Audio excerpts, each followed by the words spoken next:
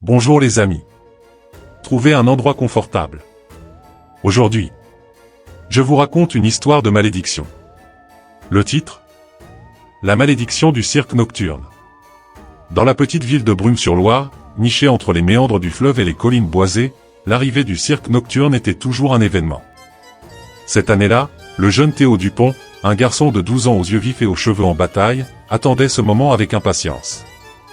La veille de l'ouverture, alors que le soleil se couchait sur les toits d'ardoise, Théo aperçut les roulottes colorées qui s'installaient sur la place du marché. Parmi elles, une caravane noire comme l'ébène attira son attention. Sur ses flancs, des symboles étranges semblaient danser à la lueur des lanternes. « Maman, papa !» s'écria Théo en rentrant chez lui. « Le cirque est arrivé !» Ses parents échangèrent un regard inquiet. « Théo, » dit sa mère d'une voix douce, « il y a quelque chose que tu dois savoir sur ce cirque. » Mais Théo n'écoutait déjà plus, perdu dans ses rêves de trapéziste volant et de lion rugissant. Le lendemain soir, toute la ville se pressait sous le grand chapiteau. L'air était chargé d'odeurs de barbe à papa et de pop-corn. Théo, assis au premier rang, retenait son souffle. Le spectacle commença dans un tourbillon de couleurs et de musique. Des acrobates défièrent la gravité, des jongleurs manipulèrent le feu comme par magie. Puis vint le clou du spectacle, le grand Zagor, le magicien. Vêtu d'une cape d'un noir profond, Zagor s'avança au centre de la piste.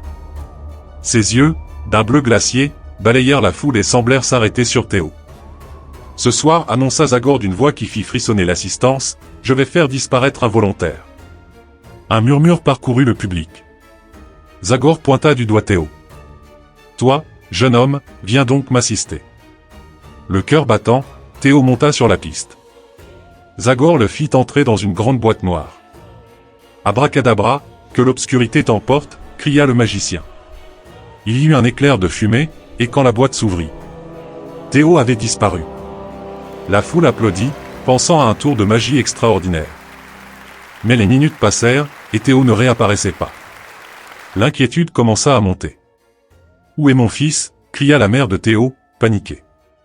Zagor, le visage soudain pâle, semblait avoir perdu toute son assurance. « Je ne comprends pas, balbutia-t-il. Cela n'était jamais arrivé avant. » La panique gagna le chapiteau. Les gens commencèrent à parler d'une malédiction, d'une vieille légende sur un cirque qui volait les enfants. Pendant ce temps, Théo se trouvait dans un endroit étrange. Tout autour de lui, des miroirs déformants reflétaient des versions distordues de lui-même et du cirque. Il entendait des rires lointains, des pleurs d'enfants. « Il y a quelqu'un » appela-t-il, sa voix tremblante résonnant dans ce monde de reflets. Soudain, il aperçut une petite fille, l'air perdu. « Je m'appelle Louise, dit-elle. Je suis ici depuis, je ne sais plus combien de temps. » Théo comprit alors. Ce n'était pas un simple tour de magie. Le cirque était vraiment maudit, piégeant les enfants dans ce monde de miroirs.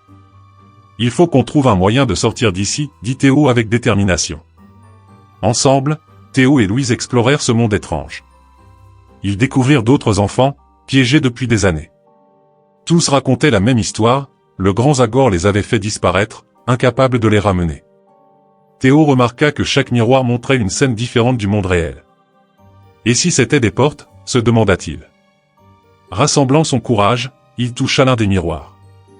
Sa main passa au travers. Vite, cria-t-il aux autres enfants. On peut sortir par là. Un par un, les enfants traversèrent les miroirs, réapparaissant sous le chapiteau du cirque dans un éclat de lumière. Les parents, fous de joie, serrèrent leurs enfants dans leurs bras. Zagor, stupéfait, s'approcha de Théo. « Comment as-tu fait ?» demanda-t-il, les yeux écarquillés. Théo le regarda gravement. « La magie n'est pas un jeu, monsieur Zagor. Elle a des conséquences. Vous avez piégé ces enfants pendant des années à cause de votre ignorance. » Le magicien baissa la tête, honteux. « Tu as raison, jeune homme.